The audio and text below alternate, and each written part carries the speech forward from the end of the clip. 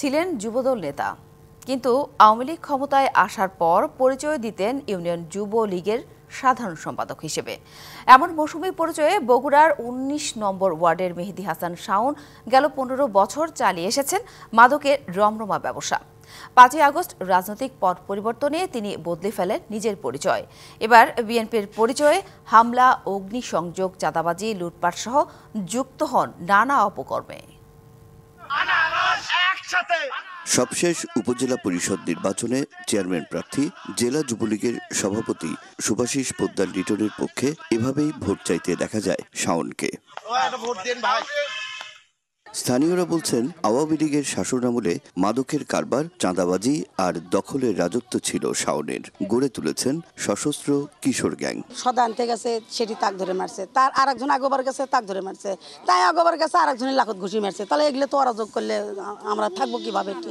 School সামনে, মুখের আগে, আর মাদক ব্যবসা কি জন্য করে, আর এই ঘরটা কি জন্য প্রতিবারে পড়ে শাওনের ইয়েতেই এরা লড়তিচ্ছে। এবার যে আমার ছেলে মেয়ে যাচ্ছে তাগো ধরিচ্ছে। ২৫০টিরও বেশি ডিজাইন অপশন নিয়ে ওয়ালটন স্মার্ট ফ্রিজ, বোঝে আপনার প্রয়োজন। ৫ই আগস্ট শেখ হাসিনা সরকারের পদত্যাগের পর ভোল পাল্টে বনে যান বিএনপি নেতা, চালাতে থাকেন নানা অপকর্ম। শাওন আর মিজু ৭ তারিখে বিকেল ৫:৩০টায় আসে, মানে যে দরজার তালা মারা আসছিল, তালা মনে করেন যে ভেঙ্গে বের মধ্যে ঢুকছে। এসব নিয়ে শাওন জানান, প্রায় ২০ বছর ধরেই বিএনপির রাজনীতির সাথে জড়িত তিনি।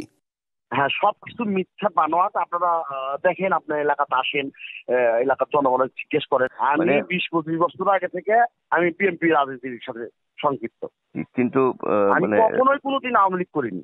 তবে অস্ত্র, মাদক, হত্যা চেষ্টা এবং চুরির কমপক্ষে ডজন খানেক মামলা ও অপকর্মের প্রমাণ পাওয়ায় শাওনকে বহিষ্কার সহ বিলুপ্ত করা হয়েছে বিএনপির ১৯ নম্বর ওয়ার্ড কমিটি।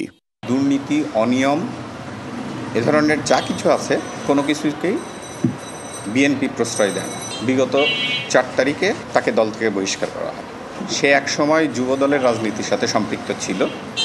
শাওন ও তার বাহিনীর সব সদস্যকে গ্রেপ্তার করে আইনের আওতায় আনার পাশাপাশি নিরাপত্তা নিশ্চিতের দাবি জানিয়েছেন এলাকাবাসী।